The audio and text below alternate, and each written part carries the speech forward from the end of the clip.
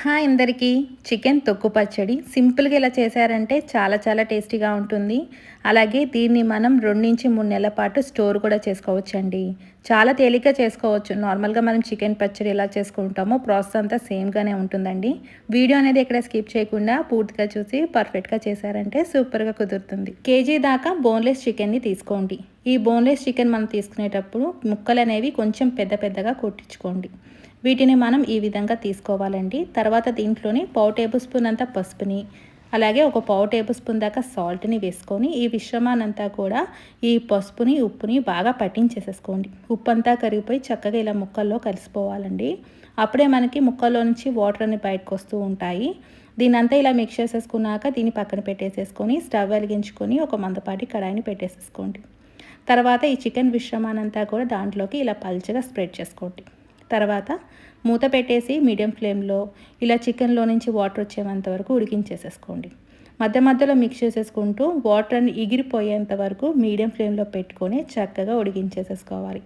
అప్పుడే మనకి చికెన్ అనేది లోపల వరకు చక్కగా కుక్ అయిపోతుంది. చూడండి, ఈ విధంగా కుక్ అయిపోతే సరిపోతుంది. ఇప్పుడు స్టవ్ అనేది ఆఫ్ చేసేసుకొని దీన్ని పక్కన పెట్టేసేసుకోండి. ఈలోపు వేరొక బాండీలో మసాలా కోసం 2 టేబుల్ స్పూన్ల ధనియాలు, 4 దాకా యాలుక్కాయలు, 4 లవంగాలు, అలాగే ఒక 1/2 టేబుల్ స్పూన్ దాకా జీలకర్ర, 1/2 టేబుల్ స్పూన్ ఆవాలు, 3 ఇంచుల దాల్చిన చెక్కని ఇలా ముక్కలుగా చేసుకొని వేసుకోండి. తర్వాత దీంట్లోనే ఒక పావు టేబుల్ స్పూన్ దాకా మెంతులు వేసేసుకోండి. ఈ మిశ్రమాన్ని అంతా కూడా మంచిగా సిమ్లో పెట్టుకొని ఫ్రై చేసుకోండి. ఇలా సిమ్లో పెట్టుకొని ఫ్రై చేసుకోవడం వలన మసాలాలన్నీ కూడా చక్కగా మంచి ఫ్లేవర్ వస్తాయండి. అంతవరకు వేయించేసేసుకొని వీటిని మనం పూర్తిగా చల్లారేంత వరకు పక్కన పెట్టేసేసుకొని మిక్సీ జార్లోకి వేసుకొని దీనంతా కూడా ఎంత వీలైతే అంత మెత్తగా గ్రైండ్ చేసుకోండి. చూడండి, ఇలా కన్సిస్టెన్సీ వస్తుంది. ఇప్పుడు మనం దీన్ని ఒక ప్లేట్లోకి తీసుకొని దీన్ని పక్కన పెట్టేసేసుకోండి. ఇదే మిక్సీ జార్లో 4-5 ఎండుమిరపకాయలు వేసుకొని కోర్స్గా బ్లెండ్ చేసుకోండి. దీన్ని కూడా ఒక ప్లేట్లోకి తీసుకొని పక్కన పెట్టేసేసుకోండి. ఇప్పుడు చికెన్ అనేది పూర్తిగా చల్లారిపోయాక వీటిని మనం ఇలా పీసెస్గా ఇలా చేత్తో నీట్గా ఇలా తీసేసుకోండి. ఇంకా చిన్న పీసెస్గా కావాలనుకుంటే మీకు నచ్చిన విధంగా తీసేసుకోవచ్చండి. ఇలా చక్కగా ఈ విధంగా తీసుకున్నాక మధ్యలో ఎక్కడైనా బోన్స్ ఉంటే కూడా నీట్గా పక్కకు తీసేసుకోండి. ఇలా చేసి పెట్టిన మిశ్రమాన్ని చూడండి, ఈ విధంగా తయారై ఉంటుంది. ఇప్పుడు దీన్ని మనం పక్కన పెట్టేసేసుకోవాలండి. మీకు ఇంకా కావాలనుకుంటే ఇంకా చిన్న ముక్కలుగా కూడా చేసుకోవచ్చు. నేనైతే కొంచెం పెద్ద ముక్కలుగానే చేశానండి.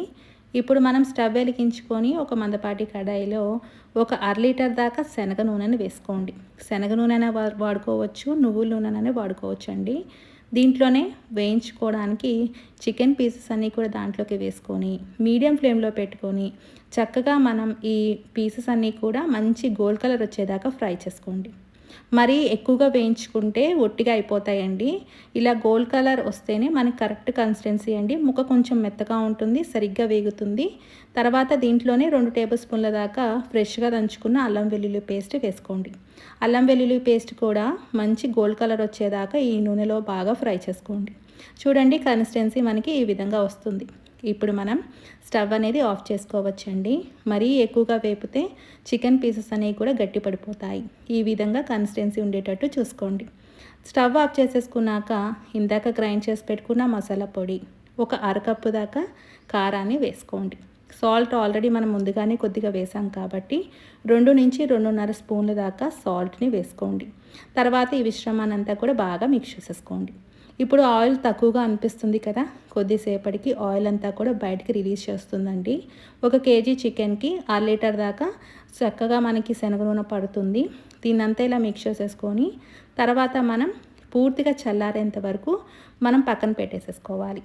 చూడండి, ఇలా పూర్తిగా చల్లారిపోతే సరిపోతుంది. మనం ఇందాక గ్రైండ్ చేసి పెట్టుకున్నాం కదా ఎండుమిరపకాయ ముక్కల్ని దీంట్లోకి వేసుకోండి. ఎండుమిరపకాయ ముక్కలు మధ్యలో తగులుతూ ఉంటేనే పచ్చడి టేస్ట్ అనేది చాలా బాగుంటుంది. ఇది పూర్తిగా ఆప్షనల్ మాత్రమే, వేసుకోవచ్చు లేదంటే స్కిప్ కూడా చేసుకోవచ్చండి. దీన్నంతా బాగా మిక్స్ చేసేసుకున్నాక దీన్ని ఇప్పుడు పక్కన పెట్టేసేసుకొని 3-4 నిమ్మకాయలని తీసుకోండి. నిమ్మకాయలు మనం మీడియం సైజు ఉన్నవి తీసుకోండి. ఈ నిమ్మకాయలో నుంచి నిమ్మకాయ రసం అంతా కూడా చక్కగా పక్కకు తీసేసుకోండి.